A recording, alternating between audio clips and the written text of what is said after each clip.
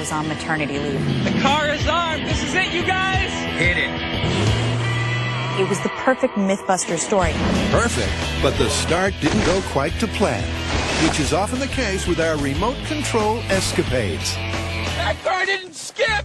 Now, Grant is known for his remote control skills. I don't know if he did a lot of video gaming when he was a kid, but he is our go-to guy when it comes to the remote control. And with good reason, because this car had a nitrous booster, making it twice as fast. And also exponentially harder to control. I could potentially have a rocket on my hands. With that kind of power comes a lot of pressure. This is crazy, man. This is totally crazy. We're like Thelma and Louise. We are? In 3, 2, 1, hit it. But it was water off a duck's back as Grant skipped the car across the lake and into remote control history. We skipped a car across the lake. Yeah! That is a moment of joy for me, to see that car get across the lake and then, just keep going. I mean, that's sort of the pinnacle of an experiment, when it works exactly as you planned.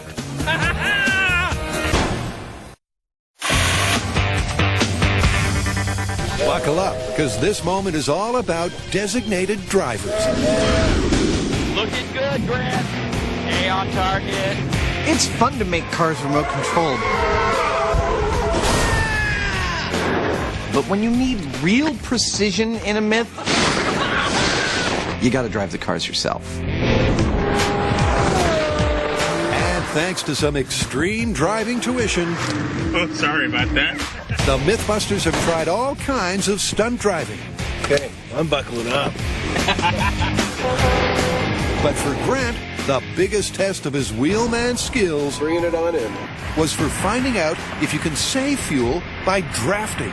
They wanted me to drive within inches of the rear bumper. That is crazy. Yeah, boy. Which is a really scary thing. I mean, it's one of the scariest things you can do in a car.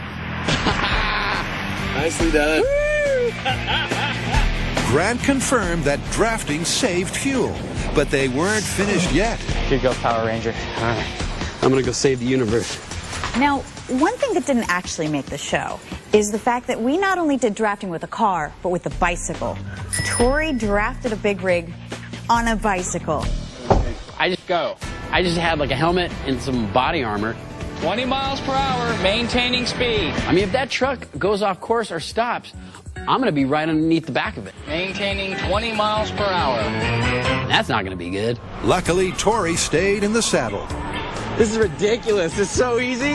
and proved that drafting on a bike is a smooth ride. Once I got up to 20 miles an hour, it felt like there was no resistance whatsoever.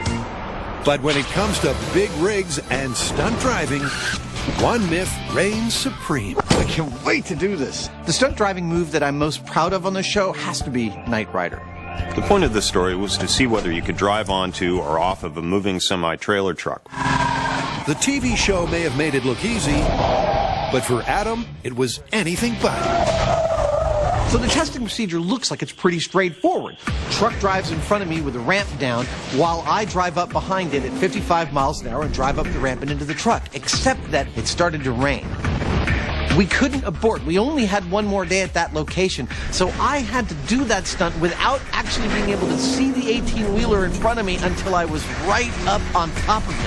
And this spray of rain is spraying in my windshield, and I'm going on pure faith that I've aimed the car correctly, which I did, and luckily it worked.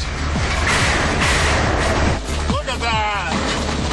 Good job. The stunt certainly worked, but one thing didn't. There was one problem with the sequence, and it was in terms of coverage. Back then on Mythbusters, we were using tape cameras, magnetic tape read by little magnetic heads. And at the moment my car hit the ramp of the 18-wheeler, we bumped all the cameras, disengaged the heads for a second, and they all stopped recording for that key moment when I went into the 18-wheeler. Thankfully, however, the main camera caught all the action. Just like it did when Jamie tried this stunt backwards. That Knight Rider stunt was either the most fun I've ever had with a car or the most terrifying. I'm not sure which. Fun and terrifying. That's exactly why it makes the list. Well, for now at least. Would I say that was the apex of my stunt driving career? I wouldn't think so. I would like to think that the high points are yet to come. Indeed. And our next high point is the most controversial myth of all. I must say I was surprised when playing on a conveyor belt turned out to be so darn controversial. This myth was basically a thought experiment that said that if you were a plane trying to take off on a conveyor belt that was going in the opposite direction that the plane wanted to go, you wouldn't be able to take off. In the beginning, Jamie didn't even want to do this story because when I first explained to him that it was a controversial concept, he was like, why would anyone believe the plane wouldn't take off? That's idiotic. And it was like, I'm going to be able to fly if I flap my arms fast enough. It's not going to happen. I had to print out 2-inch thick pile of internet arguments to show him that this was absolutely worth us doing on the show. And once they started testing, I'm ready. Okay, go. their mini plane and makeshift conveyor belt proved the myth was clear for takeoff. Is that a flying plane? That is a flying plane, and it was on the paper when it took off. Excellent! So it was time to go full scale. Because we couldn't find a conveyor belt that would accommodate an airplane taking off, we decided to go out to a runway and just cover the entire runway with a material that was like a conveyor belt. It's like making a very big bed. And then we pulled it. Light sport, you're clear to take off. All right, this is full-size airplane on a conveyor belt. For real this time. All right. Go, Jamie, go. The result of the test showed that the plane actually was able to take off. Because what the wheels are doing on the ground doesn't have any relevance to what the plane is doing.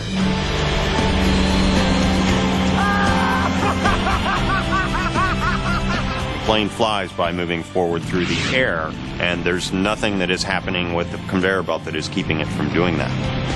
Oh, that was beautiful! But despite proving once and for all that a plane on a conveyor belt would take to the air, believe it or not, there are still some who say the plane would remain grounded. For those of you who still do not believe me, here is an experiment you can actually do at home. Go buy yourself a little balsa wood airplane with a rubber band propeller. Take that treadmill you've had sitting in the closet and pull it out into the living room and turn it on its highest setting. Put the plane on it, and you will notice that no matter how fast your treadmill is going in the opposite direction, that plane will still move forward. Myth busted.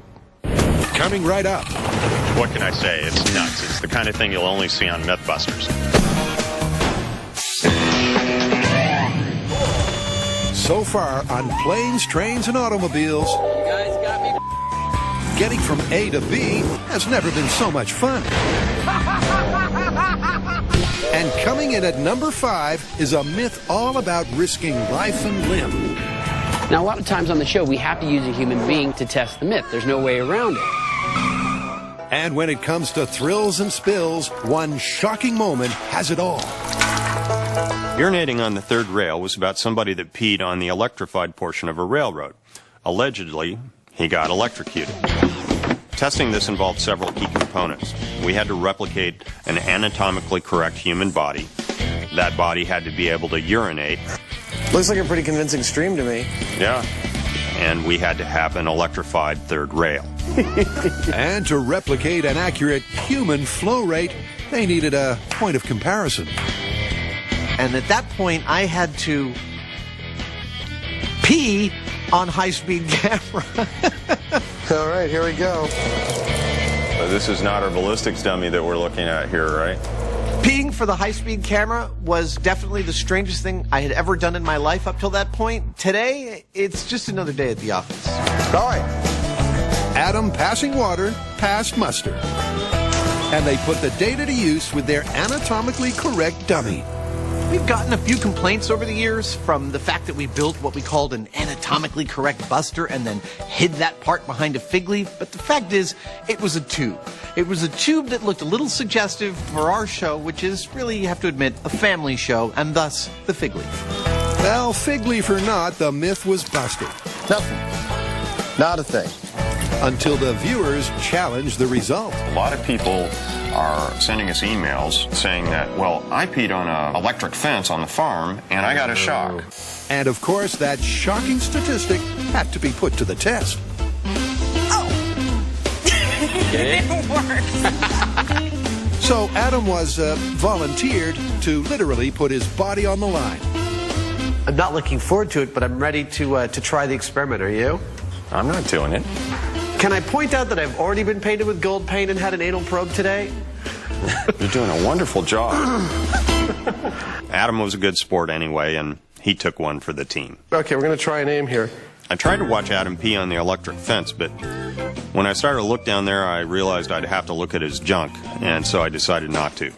Well, there's no doubt our shock jock took charge. Wait, I gotta work one up. Hold on. Is there a problem there? I'm just grateful that the shock was that small. Oh, there we go. I got a shock. It was nothing. I have been shocked by the full force of that electric fence in the Baghdad Battery episode. And I'm really glad I didn't take that in my privates. And at number 4, it's the ultimate automotive transformation. We've done a lot of weird things to cars. Oh, and it's away! Nice try! We put rockets on them. Fire! Covered them in clay. We've installed diesel-powered speakers in them. And yet, I think we're just getting started. I'd say, without a doubt, cutting a car body off and reattaching it backwards was the wildest thing we've ever done, and that's what we did in reverse engineering. This is a myth I heard in the 80s, that there was a certain model of sports car, we shall remain unnamed, that was so poorly designed it was more aerodynamic going backwards than forwards. So to test that, One lift! Look at that. the guys reversed the engineering of a car. Nice! I'm confused. What exactly is this? The result was a car with its lid literally flipped. Well, I know for all intents and purposes it looks like I'm sitting on the hood, but check this out. That's the exhaust. It was an unmistakably Mythbusters mod. What can I say? It's nuts. It's the kind of thing you'll only see on Mythbusters. But for our backseat driver, the most important test was if the reverse-engineered car could vanquish its right-sided counterpart. A lot of people say, oh, you can't race one car against another like that because the engines could be tuned differently. That's exactly why we went to the drift. Reverse engineering, drift off. Gentlemen, start your engine. 3, 2, 1, go! Think of it. When we get those two cars neck and neck up to 100 miles an hour and then cut into neutral, those cars drift. And drift! As they head towards the finish line, the only difference between them is their aerodynamics. Not the engine tuning, not the exhaust tuning, not anything. So we were eliminating all of that as a possibility in terms of the aerodynamic efficiency of both cars. Thus, the first one off the finish line is the more aerodynamically efficient. I love how simple that is. Simple. And since the reverse engineering didn't engineer a win, busted. Oh! Next, the Planes, Trains, and Automobiles special goes supersonic. Oh no!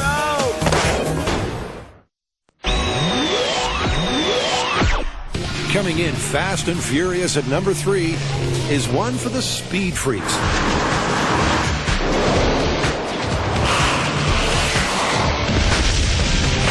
Mythbusters and speed go together like this. Best friends forever. We love speed. We love going fast. We love things that go fast, and even Jamie gets a big fat smile on that mustachioed face when he goes really, really fast. That need for speed has seen the team put the pedal to the metal. And put rockets on cars for explosive acceleration. Or not. But those can't compare to traveling at the speed of sound. It is absolutely easy to determine the fastest we've ever gone on the show. It is when I flew with the Blue Angels to test the sonic boom myth. Strap in. It's time to go supersonic. The question here was whether or not every time you have an aircraft creating a sonic boom when it flies over a house, it's going to break glass in that house.